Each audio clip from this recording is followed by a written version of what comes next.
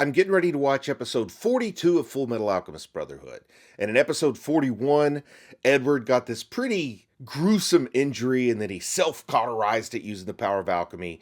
But he's still not at 100%, so I don't know how long it's going to take him to heal back up or where the story is going to go with him from here. But I am pretty curious to see what comes next. So as always, let's just go ahead and get into the episode. And of course, during the OP, I do like to remind people that I do have a Patreon now. So I know a lot of you have already checked out the Patreon, but if you haven't and you're just curious to see what's going on over there, well, there is a link in the video description.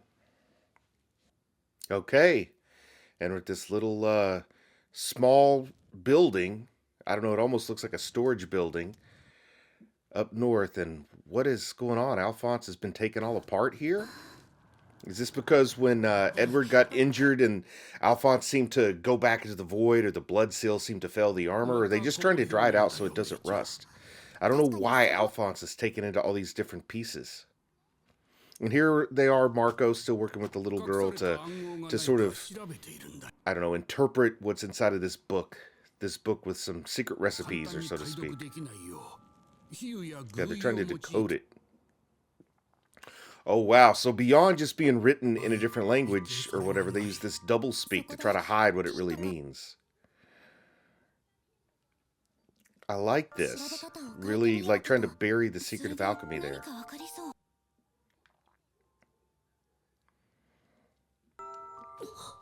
Oh, so Alphonse is stirring. Yes, he's coming back. He's talking to us. Yeah, he wants to know why it was taken apart. I kind of want to know that, too. Are we going to get an answer? Oh, so the only way they could transport him was bit by bit. Oh, I never even thought about that. I guess that suit of armor is pretty heavy. Well, that explains why he's dismantled. That's an acceptable explanation. They couldn't leave the poor guy behind. They cared too much about him, so they each took a chunk and carried it. Well, are they going to put it back together? Yeah, that's what Marco says. It's time to put poor Alphonse back together here. Oh, Marco doesn't quite remember how he came apart to put him back together, but the mechanically inclined here is absolutely going to be Winry, so she's the one who has to be in charge. And I kind of keep forgetting that May decided, instead of having a crush on Edward, she was going to have her crush on Alphonse. So she's a little upset here. But yeah, they're trying to find secrets in this book of alchemy or What? She just took the binding off. Why did she take the binding off? She must have a thought like it's in the wrong order, so she's going to repiece it together in some way that makes more sense. Because that was a very intentional taking off the binding. That did not happen by accident. Oh, overlapping parts and then the phrases. Let's see. Is she going to discover something here? Like, I feel like this is going to be a big reveal of some sort about the secrets contained within this book.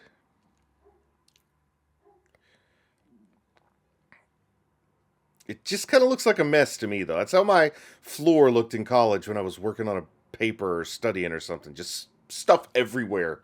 Looks very chaotic to me.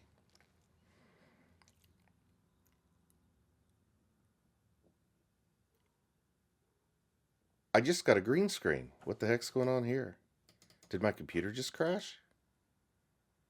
My computer just crashed. Oh, wow. So my computer crashed. And then when I got it going back up, it wasn't recognizing my microphone and my mixer and everything. But I think I finally got it all sorted out. Might have lost a couple seconds, or we might be repeating a couple seconds. But sorry about that. Let's get back to the episode. All right. So they're organizing all these papers, trying to see what this reveals to us. I kind of want to see how this puzzle plays out. Because right now, like I said, it doesn't look like it's shaping up to be anything at all. But they were talking about a perfect person being referred to. All right. So now they've got it all laid out like one big giant poster of information. I don't understand how the overlaps work, but she's drawing some pictures here, drawing a transmutation circle on it, and maybe that's going to connect the dots to reveal what they need to know. Yeah. So it's the countrywide, that same transmutation circle to turn all the people who live in a certain area into a philosopher's stone. They seem pretty upset about this reveal here, revelation. Yeah, so Marcos thinks he needs to do original research. You can't count on what somebody else has discovered. But I wonder, it seems like Scar is recognizing something important here too. I gotta say I'm a little disappointed in that reveal, but maybe I'm missing something. Oh, so Alphonse is saying keep looking. There was one puzzle to be solved. What's to say there's not more puzzles to be solved? I like that idea. I don't really know what dots they connected to make that transmutation circle. Oh no! Yoki sneezed, but is the sneeze going to be what leads them to find their next discovery here? Like his random, like if they flip everything over to the other side, will it tell them something else? Yeah, there they are. They're looking at upside down, downside up.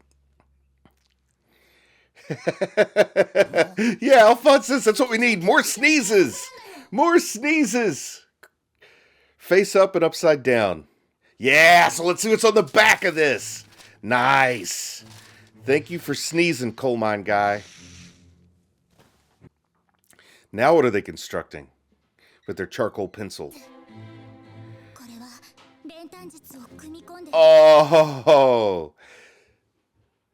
Oh, it's a transmutation circle of healing because it incorporates alchemy. Signs of a Counteroffensive is the name of this episode.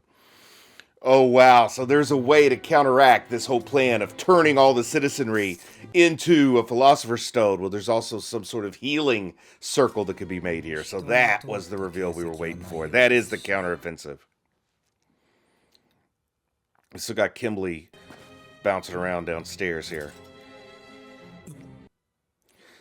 Oh, man. So where is he headed to? He's going way under the earth here. This is like an abyss of so. Oh, we got skulls and bones. That skull looks like somebody used it to eat soup out of or something. It had the cranial cap removed. I don't know what's going on in this sinister looking place. Oh, wow. So Sloth dug all that tunnel? Uh-oh. Is this Pride here? Yeah, this is Pride. Salim Bradley. Wow, he travels quickly. Pride does. Oh, telling him he's got to do something there at Briggs before he moves on to the next step of his plan. And here he is saying, you know, this is not going to be an easy task to do. But he's saying to use them on his side. Sloth down there still digging with... Sloth is a good digger. They should call him Badger. The way he digs those little badger holes into the ground.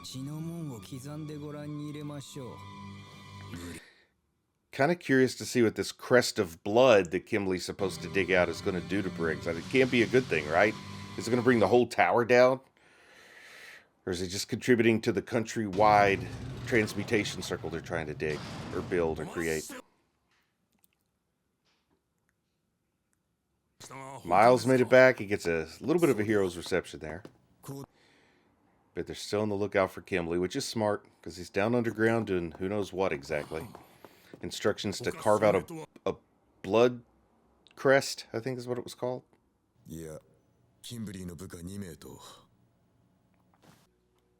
Alright, are we going to catch back up with what Edward's up to?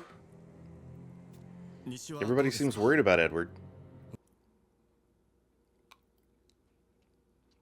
Oh, we got something going on over at the west?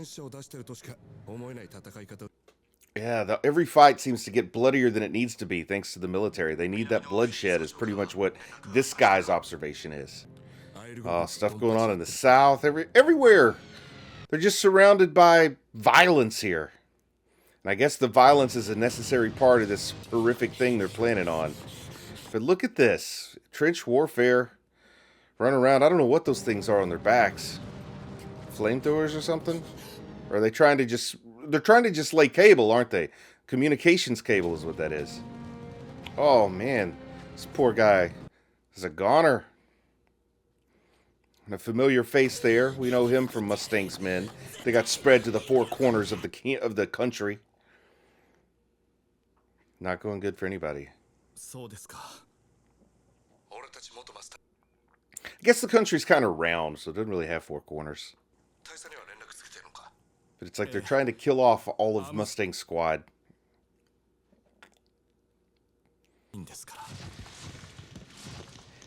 Oh, man. Sloth digging right below the guy while he's giving his report to his colleague from the former Mustang crew that's been disassembled. What is up with this hole that Sloth's digging, too? Like, what's the point of Sloth's tunneling? Granted, he's very good at it. So if you got a skill, you want to put it to use. But Pride has had him tunnel a complete circle. That is quite the circle. Then you set off an explosion. It turns into a carving all around the country or something. Oh, and there's Father Ikes. Fullmetal Alchemist. And Pride and Father seem to be the masterminds behind this. I assume that Father is the mastermind and Pride is like his top lieutenant, but I could have that backwards. Could just be Father unleashed Pride from some captivity or something. So, wow, we've changed scenery pretty abruptly here. I'm not sure where we are, but people are enjoying their food and drink. All right, this is a big shift in story. I got to see what's going on. There's like a soup and bread line here. Oh, for the workers, but she's asking for food for the children, so how's this going to go? Super nice or super evil? What's super nice? So they're feeding all comers here. Everybody needs some delicious stew. Delicious meat chunk stew. So this Rosie seems like a sweet lady. Is she going to be another important character? Oh, I think this is what's significant. Van Hohenheim asking for food. But he's immortal. Why is Van Hohenheim rolling on his belly there? He is starving. He's horking down the stew from that plate. That's enough power. It's enough victuals to give him the power of 10 men. So now we're seeing what Hohenheim's next move is. Is this part of the counteroffensive of the title that it's speaking of? I have to think it is.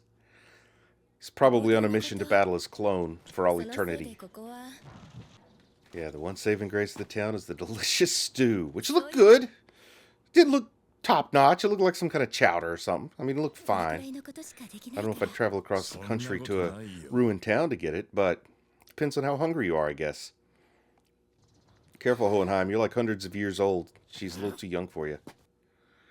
The guy didn't like the flirtatious compliment at all. Huh. Came looking for a church. Oh, he's investigating the whole Letoism thing from way back in the early episodes.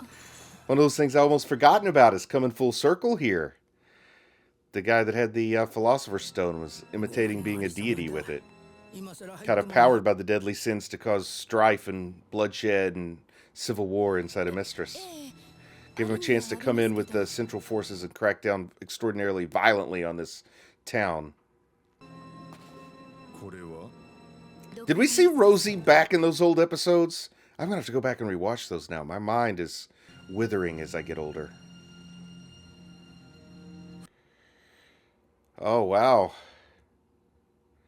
They're impressed with Van Hohenheim's alchemy. Kind of reminds me of Indiana Jones, The Last Crusade, and The Step of Faith, to be honest. They're kind of puzzled by this stranger who shows up in town with the power of alchemy, or walking on water, as it were. Okay, he's found the train tracks, those same train tracks that are linked to the tunnels in Briggs and Sloth's digging. He's looking at the nationwide, the countrywide transmutation circle in the form of a tunnel with train tracks, I guess. Or is this a trap to lure Van Hohenheim in? Oh, it was a trap! There's Pride! What's Van Hohenheim going to do against Pride? Because Pride is not holding back. Coming on full force! Run, Van Hohenheim, run! I don't think you can outrun the shadows. You definitely can't hide from the shadows in the tunnels. Oh no, this does not look good for Van Hohenheim. But he is using his own transmutation forces, his own alchemy, cleverly to try to escape. How do you stop Shadow? I mean, it can seep through anything. I think you're a goner. It was good knowing you, Van Hohenheim. I wonder if Pride is like the descendant or maybe an ancestor of the Shadow thing from Ranking of Kings. I like that idea. Oh no! Did you manage? Is it the light that's holding Pride at bay? What did you just do there? Kind of puzzled. How did he manage to hold Pride at bay there? Something about this ring? Oh, is it because Pride just figured out who it was? Huh. He has found some kind of mystical boundary that Pride's shadow form can't cross here.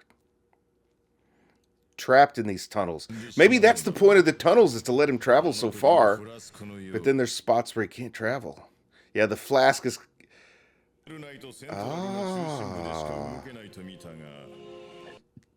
Interesting. It's like a large, giant version of a flask that holds Envy in. Or not Envy, Pride in.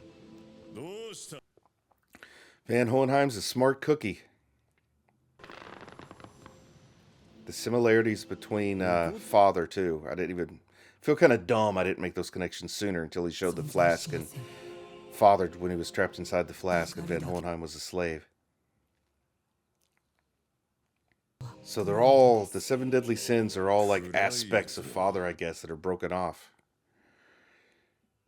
You know, I should have figured this out like 10 episodes ago, but better late than never, right? Oh, he's recounting all the deadly sins and the homunculi that represent them. But the subs are a little slow to keep up with the images. So we've met all 7 now. I haven't been keeping count, though I should have. Yeah, pride was the first deadly sin he had to cleanse himself of in order to accomplish whatever his nefarious goals are, Father. Yeah, because it's the first one broken off, that's why it looks like Father did in the flask. I like it. Oh, nice. These Van Hohenheim episodes, 2 out of the last 3, are giving me some of my best, most satisfying exposition of the show so far. It's really, really found its groove now. I am rolling with it. Slave number 23, still giving him his old name. It's almost like a warning to Father. He said, sit back and wait for me. I'm coming to you. You don't have to find me. Oh, I can't wait to see that confrontation. What happens when those two get caught up on old times? Father looks a little older there. Maybe it's just the lighting. But wow, he's got his little puzzle pieces there with the 5 pieces, the one that's knocked over.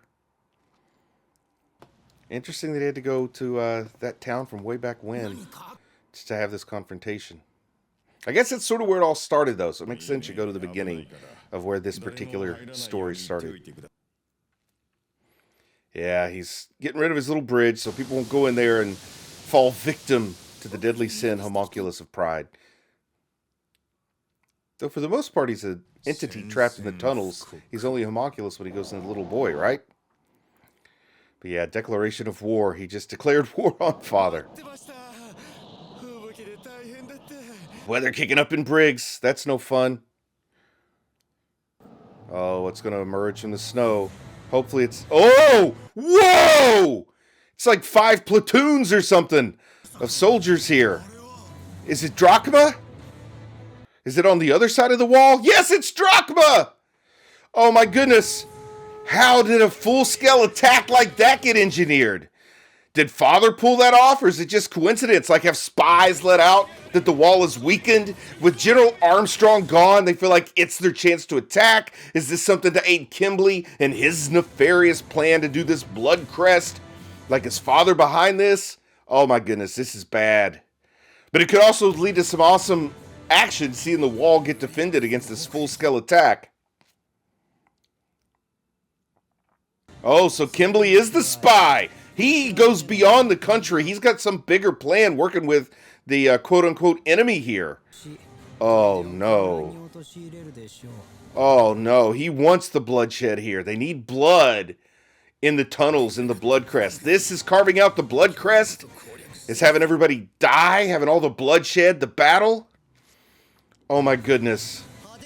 This big cannon here, this artillery, is that on a tank or something? No, it's a cannon. They're gonna fire on the wall. What's the wall got to fire back? This feels like it's engineered to have maximum casualties on both sides. Look at all those cannons, the size of that artillery firing on this wall that looks like the Grand Coulee Dam, and that's where they're going to leave us hanging? I don't even get to see what happens when the shells impact the wall. Oh man, a great cliffhanger, a solid episode, though I did have a big computer crash and a couple of lags. I'm telling you, I keep finding new and interesting ways to have problems pop up when I'm making these videos, but I'm still pressing on, still having as much fun as I can. Another great episode. I love fictional depictions of large-scale battles and wars. I don't like the real thing, but I love fictional depictions. So I'm looking forward to seeing how this definitely fierce battle, like attacking a fortified position is a way to have heavy losses, but attacking with this much artillery and this many troops probably guarantees a lot of losses on both sides. And I think with all the bloodshed going on around the perimetry of the country, they need blood to seep down into those tunnels in order to do this horrible, destructive alchemy. But the challenge is, can the quote-unquote good guys find a way to turn this into the alchemy circle of healing rather than the alchemy circle of destruction in order to create a new mega powerful Philosopher's Stone? The only way to find out, well, that's to watch and see. So I'm going to say I'm proud of you for watching anime, and I'll talk to you again soon. I just want to say a big thank you to everyone who supports the channel on Patreon. It really means a lot to me. If you might be interested in Patreon perks like early access to videos, uncut reaction videos, ad-free videos, and the opportunity to vote on which anime will be covered in the future, then click on the link in the video description. Thank you.